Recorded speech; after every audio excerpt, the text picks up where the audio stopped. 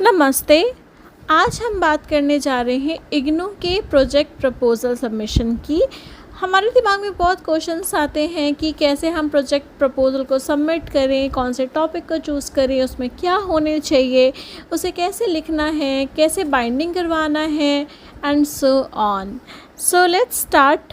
So the first thing is that कि हमें ये टॉपिक या हमें ये गाइडलाइंस कहाँ से मिलेंगी। तो अगर आपने अपना ऑफलाइन मोड ऑप्ट किया हुआ है फॉर द मटेरियल, तो आपके पास में इसकी हैंडबुक ऑलरेडी अवेलेबल होगी। और अगर आपने इसका ऑनलाइन मोड ऑप्ट किया हुआ है तो भी ये आपको इग्नू के ज्ञान कोश से मिल जाएगी, या फिर आप इसे बहुत ईज़िली गूगल से भी डाउनलोड कर सकते हो। डाउनलोड करने के बाद में सबसे पहले आपको गो थ्रू करना है वो कौन से टॉपिक्स हैं जिन्हें गाइडलाइन या सैम्पल टॉपिक्स के रूप में इस पर्टिकुलर हैंडबुक में दिया हुआ है।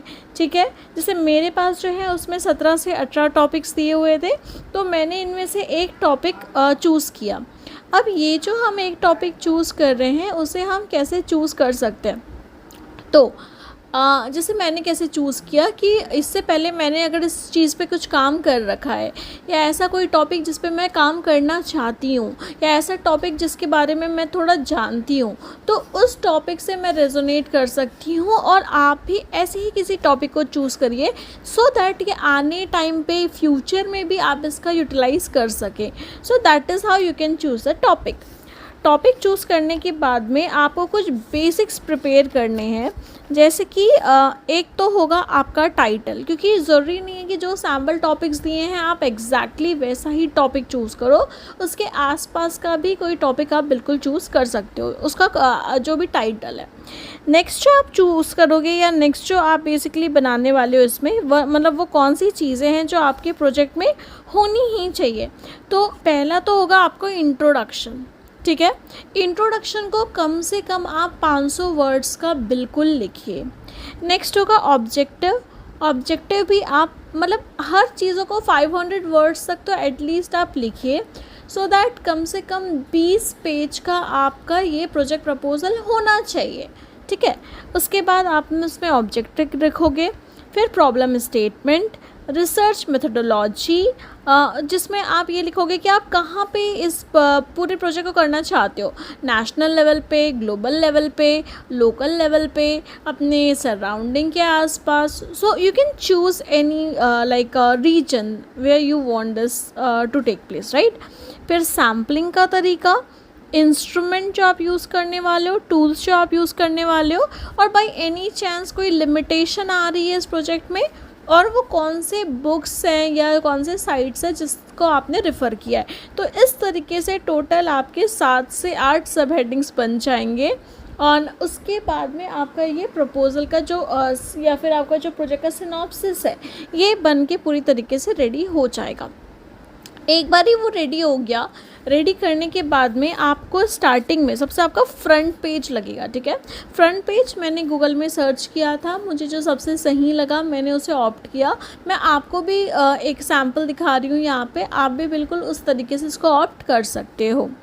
नेक्स्ट जो है उसके बाद आपका एक परफॉर्मा। सो एनेक्स्चर 2 में एक परफॉर्मा का पेज है, उस परफॉर्मा के पेज को फिल करके आपको आपके गाइड से अप्रूव कराना मैंडेटरी है, और यही सेकंड पेज भी होगा आपके प्रपोज़ल का। जो थर्ड पेज होगा वो उसमें आप अपने सुपरवाइज़र का बायोडाटा लिखोगे। बायोडाटा मैंने खुद से उसका एक जो आउटलेट है क्रिएट किया था, जो मेरे फिर सुपरवाइज़र ने फिल किया हुआ, और उसको वो आपका थर्ड पेज बनेगा। फोर्थ पेज आपका टाइटल का सेपरेट पेज होगा, मैंने टाइटल का सेपरेट पेज लगा दिया था, तो मैं आपको भी बोलूँगी कि आप लगा दीजिए, और उसके बाद इंट्रोडक्शन से आप कंटिन्यू शुरू कर सकते हो। तो इस तरीके से आपका प्रोजेक्ट प्रपोज़ल नहीं में 20 पेजेस का तो बन ही जाना चाहिए। अब उसके बाद क्वेश्चंस आते हैं कि कैसे सबमिट करना है, तो इसे बाइंडिंग फॉर्मेट में आप सबमिट करिए। ठीक है, ये सारी चीज़ों के पहले लाइक बाइंडिंग फॉर्मेट में आप उसको कर लीजिए, और अपने अप्रूवर जो आपका सुपरवाइज़र है आप उनसे बिल्कुल चेक कराइए, क्योंकि उनका साइन होना इज़ अ मैंडेटरी थिंग। उसके बाद हैंड रिटन नहीं चाहिए, इसको टाइप्ड फॉर्मेट में ही करना है। एंड वन साइडेड, एक ही साइड में आपको क्या करना है, बेसिकली टाइप करवाना है या टाइप करना है, ठीक है।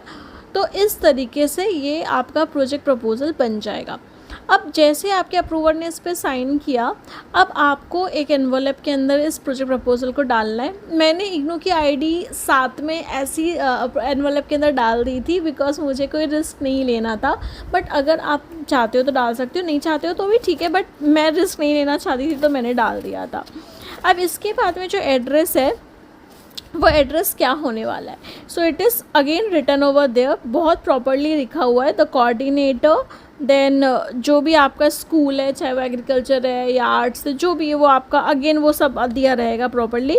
इग्नू के मैदानगढ़ ही, न्यू दिल्ली 110068 पिन कोड, यहाँ पे आपको भेजना है, ठीक है।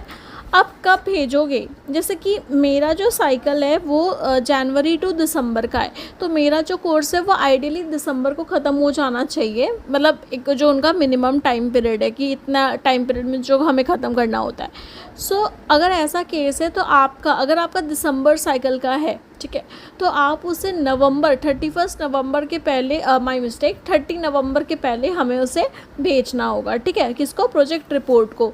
अब प्रोजेक्ट रिपोर्ट अगर आपको 30 नवंबर से पहले भेजना है तो आप प्रपोज़ल कब भेजोगे, सो प्रपोज़ल आप बेटर है कि आप अपने सितंबर या अक्टूबर के टाइम पीरियड में उसको भेज दो, क्योंकि अप्रूव होके आने में समय लगता है, फिर रिपोर्ट पे काम करने में टाइम लगता है। तो मैंने सितंबर में सेंड कर दिया था एंड विद इन 10 डेज़ मुझे वहाँ से अप्रूव होकर के मिल गया। और वापस कैसे मिलेगा, तो वो खुद आपको एनवलप के ज़रिए पूरा ये जो प्रोजेक्ट प्रपोजल है वापस कर देंगे प्रॉपर साइन करके, अगर वो अप्रूव हो जाता है, ठीक है। बाय एनी चांस अप्रूव नहीं होता है तो वो उसमें गाइडलाइंस लिखते हैं कि क्या इम्प्रूव करने की ज़रूरत है, और फिर से आप अप्रूवर से अप्रूव करवा करके वापस से वही प्रोसेस को करोगे। लेकिन अगेन ये टाइम टेकिंग हो जाता है, सो दैट्स द रीज़न कि जब भी आप टॉपिक चूज़ करो वो इतने प्रॉपरली चूज़ करो, इतने अच्छे गाइडेंस के साथ चूज़ करो कि आपको बार बार ये प्रोसेस ना करना पड़े।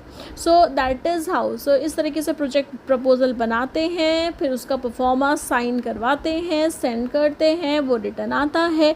पूरे प्रोसेस में 15 डेज़ लग जाते हैं। तो अगर आप दिसंबर साइकिल वाले हो तो उससे आप सितंबर तक ये प्रोसेस को पूरा कर लो, फिर अक्टूबर नवंबर 2 महीना मिलेगा आराम से प्रोजेक्ट रिपोर्ट पे काम करने के लिए। अब मैंने जितना हो सकता था, जो भी प्रॉब्लम्स मैंने फेस किया या जो क्यूरीज मेरे दिमाग में आई, मैंने वो सारी चीज़ें आपको बता दी है। हाँ, वन मोर थिंग, ये मैंने टाइम्स न्यू रोमन फॉलो किया था, 12 साइज़ था जो बेसिकली मेरे कंटेंट का, एंड जो डबल स्पेस थे सारे, ठीक है। तो इस तरीके से मैंने फॉर्मेटिंग की हुई थी। आप चाहे तो ऐसा कर सकते हो और ऐसा ही करना चाहिए, बिकॉज ये one of the ideal conditions में से एक है कि, लेकिन अगर आप इसके अलावा भी कोई दूसरा फॉर्मेट प्रेफर करते हो तो आप देख लीजिए, प्रॉपर्ली चेक करके आप वो भी कर सकते हो। तो ये सारे क्वेश्चंस मेरे दिमाग में थे, क्यूरीज मेरे दिमाग में थे, उसका सल्यूशन मैंने खोजा और मैंने आपको प्रोवाइड किया। अगर फिर भी आपको कोई डाउट्स आते हैं, do let me know in the comment section. आप मुझे मेल भी कर सकते हो, मेरा मेल आईडी दिया हुआ है, आप मेल कर सकते हो, and I will be like happy अगर मैं आपकी क्यूरीज को रिजॉल्व कर सकूँ। धन्यवाद।